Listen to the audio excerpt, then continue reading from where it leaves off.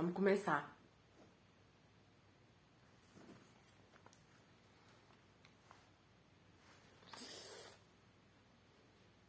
Quem que vai ler hoje é a Lindra Niro ou é a Célia? A Célia nem entrou. O que tá acontecendo com a Célia? A Célia não entrou ainda não. Que é isso? Tem que mandar uma carta de advertência pra ela, ué. Vou ler então.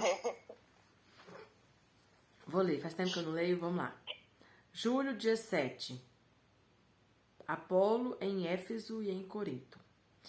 Ora, chegou a Éfeso certo judeu chamado Apolo, natural de Alexandria, homem eloquente e poderoso nas escrituras.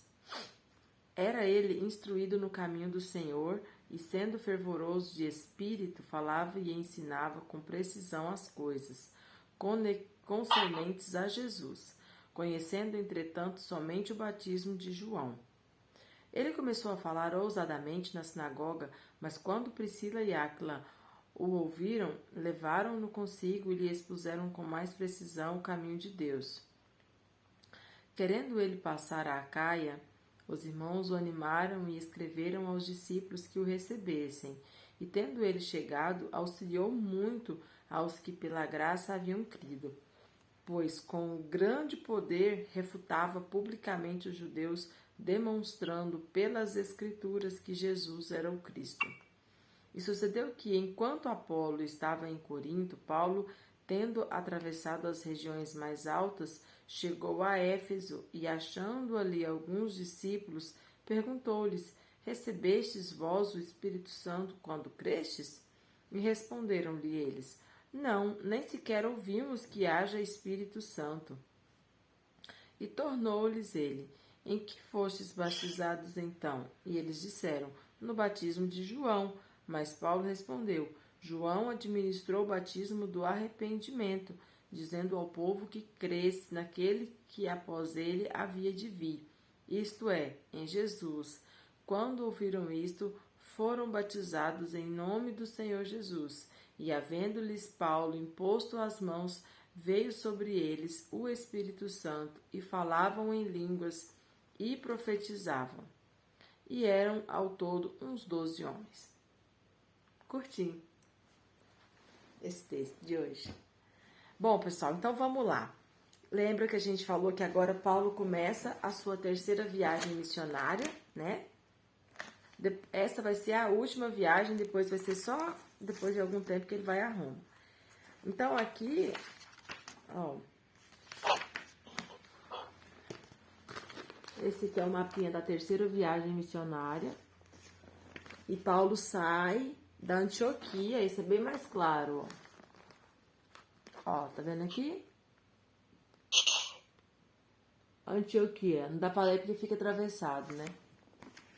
Mas essa é mais claro da gente entender. Então, ó, ele sai aqui da Antioquia, aí ele sobe para Tarso, para Derbe, Listra, Icônio.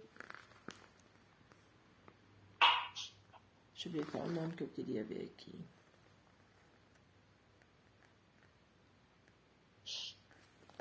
Aqui, ó, ele tá em Éfeso. É mais em cima, por isso que fala a parte de cima. Nessa região acima do mar Mediterrâneo. Bom, então, Paulo, ele continua sua viagem. E aí, a gente entra aqui num personagem importante, que foi Apolo. E aí diz assim, ó. Esse Apolo, ele ainda não estava na história. Mas a maneira como Lucas introduz ele é uma maneira já bem assim... Para Lucas, como ele provavelmente já tinha ali convivido e sabia quem era, ele já introduz ele na história, mas ele não estava até então na história. Então ele diz assim: E sucedeu que, enquanto Apolo estava em Corinto, Paulo, tendo atravessado as regiões mais altas, chegou a Éfeso. Então, quem ficou em Corinto foi esse Apolo. E aí, Paulo continua a viagem. E aqui fala que esse Apolo, ó, quer ver onde fala aqui? Cadê onde fala que ele era letrado? No 24, né? Então é lá na frente. Então vamos Vamos continuar na sequência aqui. E aí, aqui tá falando de Paulo, né? E perguntou-lhes. Paulo foi quem faz a pergunta para os irmãos que estavam em Éfeso, tá? Paulo chega em Éfeso, já havia discípulos. Então, o evangelho já tinha, de alguma forma, chegado em Éfeso, já havia cristãos ali. E aí Paulo pergunta, vocês receberam o Espírito Santo quando vocês creram? Ai, perceba que essa fala de Paulo, ela é interessante. Porque olha como que ele pergunta, vocês receberam o Espírito Santo quando crestes? Então, olha que coisa interessante, porque através dessa fala de Paulo, a gente pode concluir, ou a gente pode entender que para Paulo, o Espírito Santo, ele era automático quando você cria. Tipo assim, não faz sentido ser um cristão, crer em Jesus e não receber o Espírito Santo. Percebe? Isso é algo muito sério para a gente pensar, porque não é assim que se vê nos dias de hoje. Hoje a gente vê um cristão que ele pode viver uma vida toda sem necessariamente ter recebido esse batismo com o Espírito Santo. Ou eu estou exagerando? Ou eu estou sendo muito radical? Porque eu não vejo, né, essa linha de pensamento dentro das igrejas, dentro da liderança. Se ensina, se incentiva a buscar o Espírito Santo, mas não se coloca uma vida cristã automaticamente ligada ao receber do Espírito Santo. E aqui Paulo é como se fosse tipo assim, mas como assim? Você é cristão e não recebeu? Não faz sentido. E isso é muito, muito, muito importante, irmãos, porque realmente, quando você começa a perceber o papel do Espírito Santo, né, o que aconteceu lá em Atos, né, quando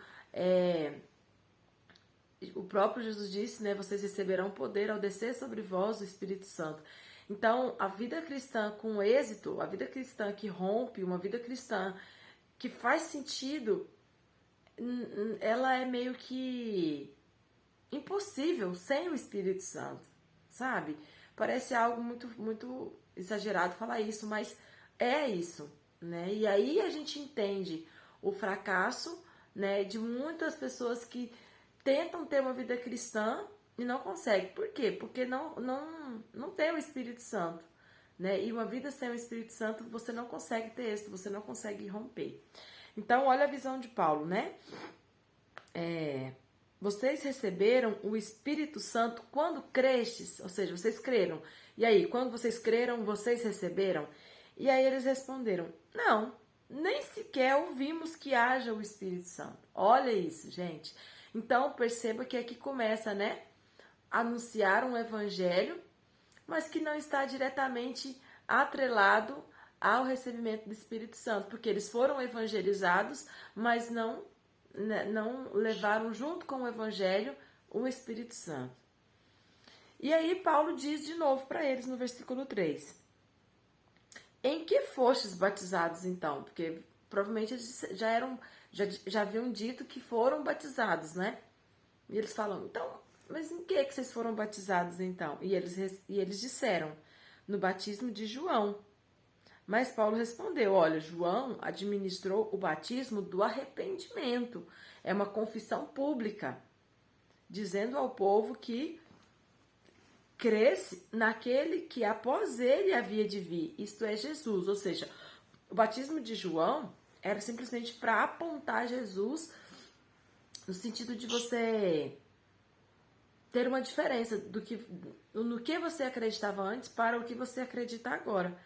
E aí, quando ouviram isso, ou seja, gente, tanto que a coisa é sobrenatural, quando eles ouviram isso, que havia um propósito no batismo de João e que o batismo do Espírito Santo era outro, foram batizados em nome do Senhor Jesus. Olha aqui, gente, vamos entender essa expressão. Essas expressões, elas não estão ditando regra. Lucas, ele não está ditando fórmula batismal, ele não está ditando estrutura batismal, nem do batismo de João e nem do batismo com o Espírito Santo. Oi? Nem querer ter tempo para receber o Espírito Santo? Não, o que eu estou dizendo é porque ele fala assim, ó, foram batizados em nome do Senhor Jesus. E esse batismo que ele está dizendo é o do Espírito Santo, entendeu? Por isso que eu estou dizendo que aqui ele não está ditando uma regra. A regra já foi dita lá no começo. Jesus falou, olha, ele descerá sobre vós, ponto. Não existe como ele vai descer. Entendeu? É isso que eu quero dizer. Porque a gente impõe muito regrinha, muita fórmula para se receber o Espírito Santo. Não tem. Aqui Lucas só fala assim, ó. Eles ouviram o que Paulo explicou. Tipo assim, olha, são batismos diferentes. Vocês receberam aquele, mas vocês precisam receber agora outro batismo. E aí fala que quando eles ouviram, eles foram batizados em nome do Senhor. Quando fala em nome do Senhor Jesus, a gente entende que o Espírito Santo veio por eles terem usado o nome do Senhor Jesus. Percebe? Mas isso não é regra. Não é regra. E aí, havendo-lhes Paulo imposto as mãos, veio sobre eles o Espírito Santo. Percebe que aqui Paulo impõe as mãos, e isso não acontece só aqui. Já aconteceu em outros lugares o fato de impor as mãos e eles receberem o Espírito Santo. Mas ponto, a Bíblia dita isso como regra? A Bíblia diz que tem que fazer isso para receber o Espírito Santo? Não. Não se fala. Impõe as mãos, assim é o jeito de receber o Espírito Santo. Não fala. O Espírito Santo ele pode vir de maneira diferente, em diferentes momentos, diferentes lugares, para diferentes pessoas. E essa construção que se criou na igreja moderna de que para você receber o Espírito Santo você tem que estar em um como se fosse um frenesi, né? Você tem que estar em um momento ali, né, de muito misticismo, e você tem que estar ali, essa cultura, né, de que você, para receber o Espírito Santo, você tem que estar quase fora de si. Eu vejo isso muito diferente, né? Eu entendo que não, que você não precisa de estar, né, quase em transe para receber o Espírito Santo. Você tem que estar consciente de que você está pronto para receber uma experiência sobrenatural, sim, mas é uma experiência que vai acontecer dentro do seu corpo, dentro da sua mente, dentro do seu coração. E que não é nada de outro mundo, não é nada místico que você vai sair do seu corpo. Não, é uma experiência. Tanto é que Paulo, quando a gente vai juntando o que Paulo fala sobre o Espírito Santo, a gente entende muito o comportamento da antiga igreja da Irmã de Neuza, que é da igreja Ouvir e Crer, sobre a vida no Espírito e o orar em línguas. Eles oram em línguas andando na rua, normal, perto do outro. E a gente que eu falo, nossa cultura, né? A gente tem até vergonha e medo de orar em línguas perto de alguém. A gente fica constrangido. Sim, eu tô falando demais aqui. Eu percebo muito essa cultura, né? De você, às vezes, estar na igreja, você tem vergonha de orar em línguas. Você fica constrangido se alguém tá te ouvindo, se você tá... E eu acho muito interessante que, como eu estava dizendo, né, na igreja da Irmã de Neuza, na antiga igreja, essa visão do orar em línguas, eles são tranquilos, eles oram em línguas assim, do nada, e tá tudo bem, não tem que ter esse misticismo, não tem que ter aquela meia luz, né, aquela fumaça e aquele fundo musical. Não precisa disso, o Espírito Santo não tinha isso lá em Atos, e ele não precisa disso para nos proporcionar uma experiência mística e sobrenatural e a gente falar em línguas. Por que eu estou falando tudo isso? Porque o final disso, dessa leitura que nós acabamos de fazer hoje, foi o orar em línguas. Ó, o versículo, aí o 6, né? Paulo impõe as mãos e vem sobre eles o Espírito Santo. O Espírito Santo. Gente, mais uma vez. Quem veio foi o Espírito Santo, não foi Jesus. Por quê? Jesus está lá no céu. Quem veio foi o Espírito Santo. Então a gente ora muito, eu oro muito, vem Jesus sobre mim, enche a minha vida. Jesus não vai vir. Quem vem é o Espírito Santo. E falavam em línguas e profetizavam. Gente, quando eu leio textos como esse, perceba que esse não é o primeiro de uma ação específica do Espírito Santo com resultado em falar em línguas. Quando eu leio um texto como esse, é onde eu entendo que é real. É real. O batismo com o Espírito Santo e o orar em línguas é real. Porque eu já tentei muito ver o contrário disso. Porque eu vejo muitas pessoas que têm uma interpretação diferente. Lembra que a gente falou sobre isso lá em Atos? que o orar em línguas teve um objetivo específico, que foi evangelizar as pessoas que estavam ali no dia do Pentecostes. E ponto, foi um evento único que se encerrou ali, tinha um objetivo de evangelismo, por isso que cada um orava na sua língua materna, ponto. Eu já tentei entender dessa forma, sabe? E eu já tentei, será que não é a verdade? Eu já tentei entender dessa forma, mas quando eu leio essas outras passagens, como essa, por exemplo, eu percebo que não tem como ser algo específico para aquele momento. Por quê? Porque continuou acontecendo. Continuou acontecendo. As pessoas continuaram recebendo o Espírito Santo e elas continuaram falando em línguas. Então, como que eu vou dizer que isso não aconteceu mais, que foi um momento único, específico e que não acontece nos dias de hoje? Enquanto a orientação que a gente tem é clara de que a gente deve buscar, sim, né? E a visão de Paulo aqui é tipo assim, é inaceitável você crer e já não ter recebido. É automático, é um combo. Você precisa crer em Jesus e já pedir o Espírito Santo, porque é o Espírito Santo, né, que vai estar com você, enfim. Então, esses versículos para mim são muito importantes. Por quê? Porque eu sou batizada com o Espírito Santo e eu oro em línguas. E por muitas vezes, e a gente sabe que muito disso é coisa que o diabo fica plantando, né, na mente da gente. E por muitas vezes eu já tentei fazer, né, o papel do advogado do diabo e tentar acreditar ao contrário para ver se aquilo não era coisa da minha mente, para ver se aquilo não era coisa, né, que... Porque você sabe que às vezes de tanto você aprender algo, você acredita naquilo. E eu ficava com medo de falar em línguas porque eu fui tão ensinada que eu precisava fazer isso que eu faço. Então, eu fui tentar estudar sobre isso e ver sobre isso.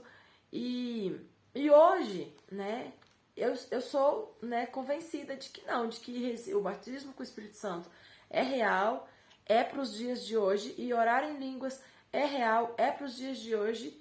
E é um ensinamento neotestamentário que tem todo sentido para a vida do cristão. Isso é o que eu creio hoje. Então, esse tipo de versículo que a gente leu agora, isso me ajuda muito, né, a continuar crendo como eu creio.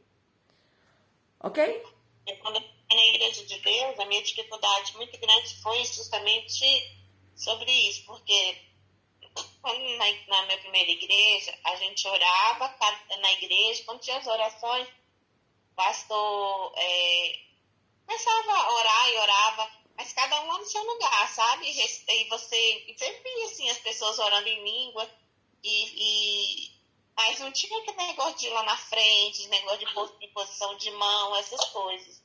No início eu achava, nossa, eu achava muito estranho, parece que eu não me encaixava naquela situação, e eu vivi por muito tempo com essa dificuldade, principalmente quando me colocaram para orar lá na frente, impor a mão sobre a cabeça das pessoas. Eu tinha muito receio, porque o meu primeiro pastor, ele frisava muito sobre você colocar a mão sobre a cabeça de uma pessoa, né? Então, isso aqui para mim, eu acho que eu ficava meio com medo, sabe? Tipo, e principalmente quando eu fui para a Igreja de Deus, que aí quando eu cheguei, e o dia que eu coloquei a mão numa mulher, a mulher caiu, meu Deus, eu fiquei apavorada, porque até então era o pastor Elias só que orava e o povo caía. E daí um dia eu orando, e a mulher caiu, e eu fiquei com medo e fiquei repreendendo. Eu falei, tá repreendido no meu coração, sabe? Eu ficava repreendendo aquela situação, porque eu fiquei com medo, porque até então eu não estava preparada para aquela situação. E assim, eu achava muito estranho. Hoje não, né? Também acabou, né? Que hoje quase não tem mais na Igreja de Deus. Acho que aí aconteceu muitas situações que foram diminuindo, né? Muita gente... Situações das pessoas reclamando e tal. Mas no início, para mim, foi muito difícil. E quanto à intercessão, eu aprendi que eu achava também, mas eu fui aprendendo ao longo do tempo que realmente algumas coisas fazem parte. Porque meu pastor, ele perguntou assim, irmã, você quer ser intercessora? Eu falei, eu não sei o que é, porém eu quero. Aí ele explicou, aí sempre que tinha alguma coisa, o pastor chamava a gente e falava, nós vamos orar e interceder por isso e isso. Vai para sua casa, tira esse momento de oração, interceda por essa situação. E eu achava que intercessão era só isso, sabe? De você pegar, quando passava, falava, vamos estar intercedendo por essa... E você ia para sua casa e orar e interceder. E a gente ia ficar o tempo todo orando em línguas, sabe? O tempo todo, toda hora que você tá lavando a vasilha, tá orando em línguas. Se você sair, nem que seja em pensamento, você tem que estar orando em língua. O pastor sempre falava, ora em língua, ora em língua. E aquilo era algo assim, sabe, maravilhoso, sabe? Que você via realmente, e o pastor chamava e falava, irmã, a situação foi resolvida, assim, glória a Deus. Então, assim, era algo muito gostoso de se viver, sabe? E aí, quando eu cheguei, via que a intercessão lá na igreja, eu fiquei um pouco assim, né? Foi difícil, mas eu também aprendi, né? Que também é uma maneira de interceder. Tipo assim, o que eu vejo, desse, né, igual a irmã de Deus falou, que na visão de vida no espírito, eu tô falando porque eu já comi muito dessa comida, sabe, irmã de Deus? Eu já teve uma época na minha vida, é muito bom, teve uma época na minha vida que eu me alimentei muito, muito mesmo desse tipo de conteúdo e acrescentou muito mesmo na minha vida, em relação, principalmente ao orar em línguas, sabe, essa visão. E hoje eu não tenho dificuldade, assim, pelo menos eu luto contra isso, de você orar em línguas na igreja ou em casa, eu oro em línguas e às vezes eu fico um tempo, quando passa assim, tipo, passa uma semana, 2, 3, aí eu falo, gente, eu não tô orando em línguas, aí eu me policio, aí eu começo a orar em línguas de novo em casa, em voz alta, sabe? A Darla nem se assusta mais, no começo ela parava e ficava olhando. Aí ela entendia que ela não ia entender nada, aí ela continuava fazer o que ela estava fazendo. Hoje ela não se assusta mais, ela olha, ela vê que eu estou orando em línguas e ela continua fazendo o que ela está fazendo. Mas perceba que isso não é a realidade das igrejas evangélicas e principalmente iguais a nossa, pentecostal. Não é. A gente tem aquela... Ai, vou orar em línguas aqui, ai que vergonha, todo mundo vai me olhar. É assim, irmãos, não adianta falar que não é, porque eu sei. Para vocês verem, eu tô hoje na Assembleia, que deveria ser uma igreja mais pentecostal e mais cheia do Espírito, né? Pela fama que eu digo, né? Não porque é mais espiritual do que a outra, mas não é. Você, olha, eu fico, não vejo ninguém orar em línguas. E aí você fica ali meio que naquele mundo. Vou orar em línguas não, né? Ninguém ora em línguas aqui. E aí, irmãos, a gente está perdendo uma arma poderosa que é a edificação pessoal. Eu tô dizendo isso porque eu acredito nisso, eu creio nisso. E como eu disse para vocês, não é só esse versículo, a gente vai unindo o que a gente já vem vendo sobre o Espírito Santo, o que o Espírito Santo já vem fazendo, né? E aí lá nas cartas a gente vai ver Paulo tentando explicar melhor como funciona esse Espírito Santo, porque até agora ele não explicou nada, ele só falou, olha, por quê? Porque ele está experimentando. O Espírito Santo para eles é igual a pregação que eu disse que eu tinha feito. Eu fiz uma pergunta. Vocês acham importante a igreja moderna entender sobre o Espírito Santo no papel da Trindade? Será que é importante? Será que a igreja primitiva entendeu o papel do Espírito Santo na Trindade? Se ela entendeu, olha essa pergunta. Se a igreja primitiva entendeu, por que ela não nos explicou?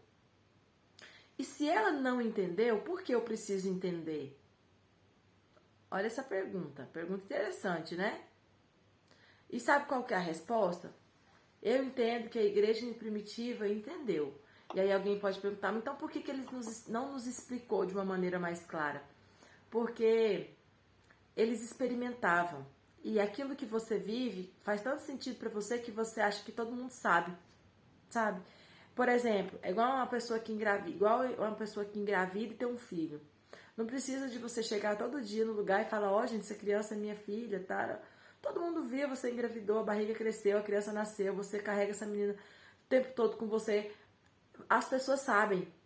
E quando você chega em um lugar com aquela criança, automaticamente as pessoas deduzem que ela é sua filha, seu filho, sabe? E era assim o Espírito Santo. Eles conviviam tanto com o Espírito Santo que era tão real, era tão óbvio, né? Dizem que não existe o óbvio, mas era tão, né, visível viver com o Espírito Santo que eles não pensavam que, será que alguém um dia vai viver sem o Espírito Santo a ponto de eu dizer que ele precisa viver com o Espírito Santo? Mais ou menos isso, sabe? Então, como eu disse, esse versículo é um dos que nos ensinam, irmãos, que precisa muito, assim, fazer muita diferença na nossa vida. De que não existe vida cristã sem vida no Espírito. Não tem como você ser cristão sem nunca ter recebido o Espírito. E perceba que, vou falar uma coisa importante aqui. Embora Paulo tenha o entendimento de que é um combo, perceba que não é. Pode não ser. Dá para entender o que eu tô querendo dizer? Embora Paulo esteja dizendo, olha, como assim? Não faz sentido receber o Evangelho, receber Jesus e não receber o Espírito Santo. Tem que receber o Espírito Santo. Faz parte, tem que estar junto. O trem não dá certo se não tiver. Essa era a visão de Paulo, e tá certo. Mas perceba que pode não ser assim. Vocês estão entendendo o que eu quero dizer? Porque se Paulo não fala isso, eles iam continuar crendo em Jesus, mas sem receber o Espírito Santo. E esse é o grande problema. E isso é o que mais acontece. As pessoas creem em Jesus, recebem Jesus como seu único e suficiente Salvador e pronto. Não são ensinadas que precisam receber também, automaticamente, o Espírito Santo. Ok?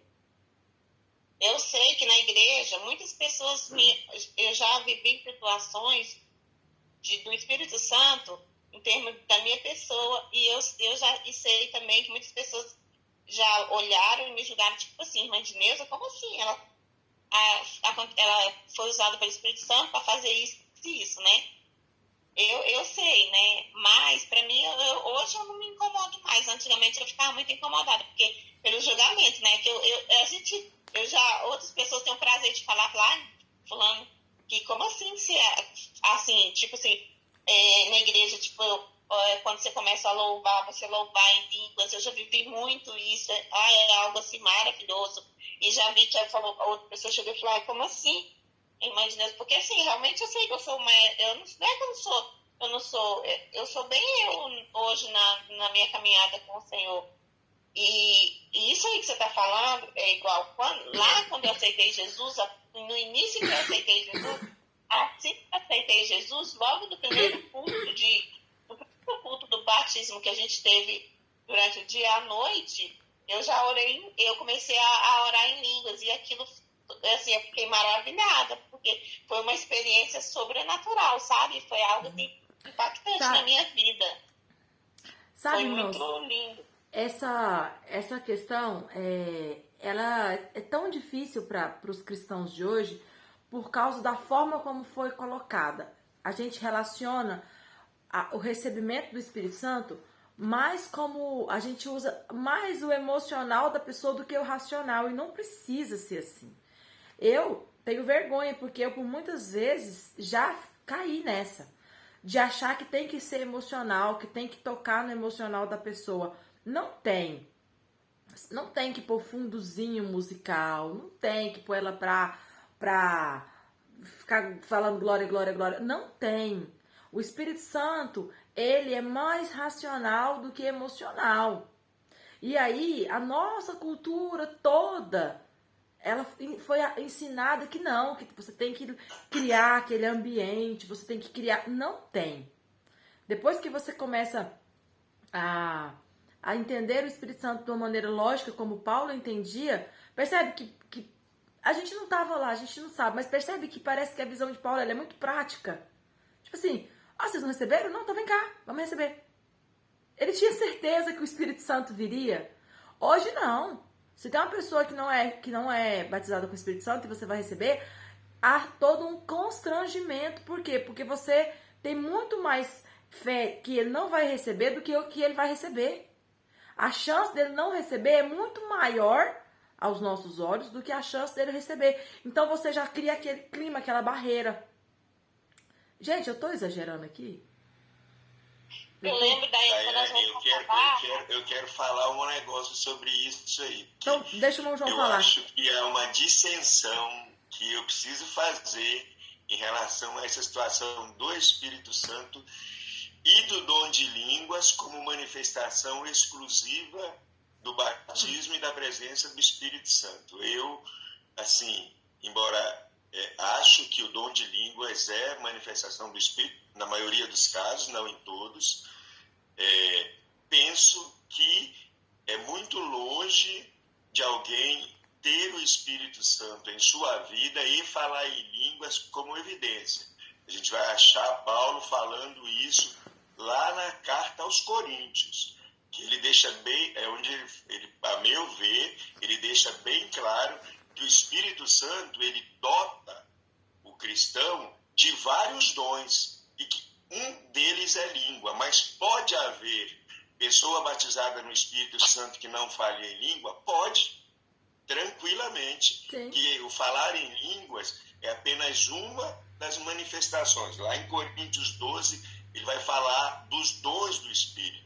Aí ele vai falar, Coríntios 12, ele vai falar da sabedoria, ele vai falar do dom de profetizar, ele vai falar inclusive do dom de interpretar a manifestação em línguas. Então, eu penso que o que há, e para mim, inclusive, se a gente andar mais um pouquinho na leitura e ver em Coríntios 14, você vai ver que Paulo, inclusive, essa incompreensão, ela já havia naquele momento, porque Paulo, inclusive, lá no 14, ele vai falar assim, olha, quem fala em línguas edifica a si mesmo, ótimo, mas mais importante do que falar em línguas é profetizar, com o sentido que tiver profetizar ali na fala de Paulo, que eu acho que não necessariamente é prever o futuro, é um outro sentido. Então, eu acho que uma das incompreensões é que a gente pensa, e muitos pensam, e até alguns pensam assim, então eu não tenho espírito porque eu não falo em língua, nada disso. Às vezes você é um evangelista e tem o dom da palavra, de falar com profundidade, você tem a sabedoria como o dom do Espírito. Então, vários são os dons do Espírito, do qual o falar em línguas é só uma manifestação.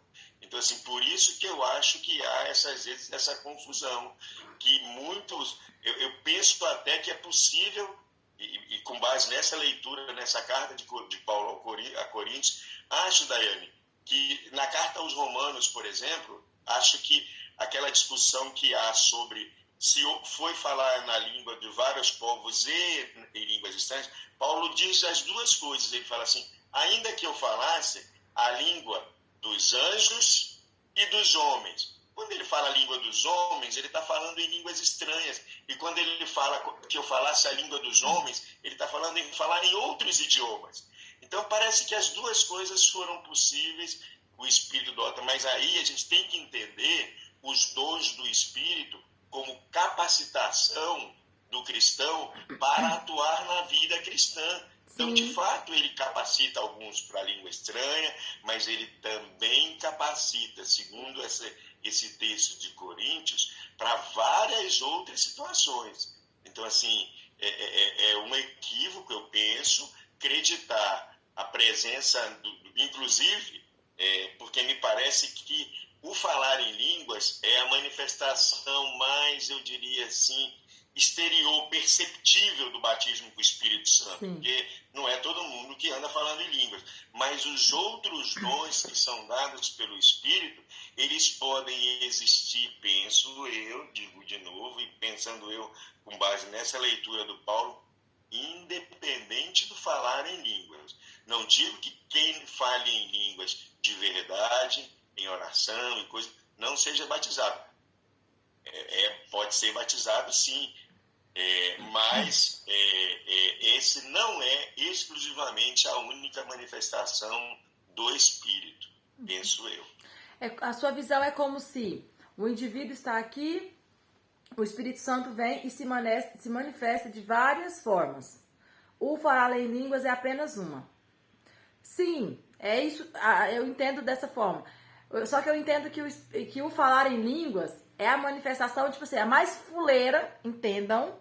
Tipo assim, é a mais simples, que é pra todo mundo já, tipo assim, não, essa aqui você já pega, sabe? E assim, como eu disse, não é baseado só nesse versículo, mas baseado em como Paulo trata o orar em línguas. Eu tenho essa visão que, tipo assim, ele facilita muito pros cristãos entenderem que, ó, orar em línguas, não, vem cá, vamos orar logo. Tipo assim, não dificulta pra você receber isso aqui, não. Isso aqui é coisa, né, que é simples. Vem cá e já vamos resolver esse problema. Por que eu estou dizendo isso? É simplesmente, irmãos, para a gente contrastar com o que a gente vive. Não estou aqui diminuindo o horário em línguas, não estou banalizando, não estou generalizando. Eu estou colocando dessa forma para vocês entenderem que para Paulo era algo tão simples, no sentido de acessível, e para nós é algo tão complexo, profundo, sobrenatural e dificílimo. É isso que eu estou colocando, entendeu? É só pra gente contrastar essa visão. Tipo assim, Paulo falou assim, vocês não receberam? Não, então vem cá. Vamos receber agora. Não tem como ficar sem o Espírito Santo. Tem lá, Paulo fala, se não tiver alguém que possa interpretar a língua, é melhor que ore pra si, porque vai edificar você. Sim. Isso também eu entendo, né? Porque vai edificar. Eu, por exemplo, eu busco pra mim, pra me aprender, pra mim. E quando você ora, eu nem oro alto em línguas na igreja. Eu nunca fiz orar alto em línguas na igreja. Eu sempre aprendi a orar baixinho e baixinho eu oro. E é igual eu falei. O que a gente está vendo? A gente está vendo simplesmente Paulo e os apóstolos experimentando o Espírito Santo. Eles não pararam para ficar explicando nada, percebe? Como eu disse, eles vão começar a explicar lá nas cartas, que é o texto até que o irmão João citou. Porque aqui para eles é tipo assim, não, né? É o que a gente está vendo, eu tô vivendo isso. Então vamos viver também.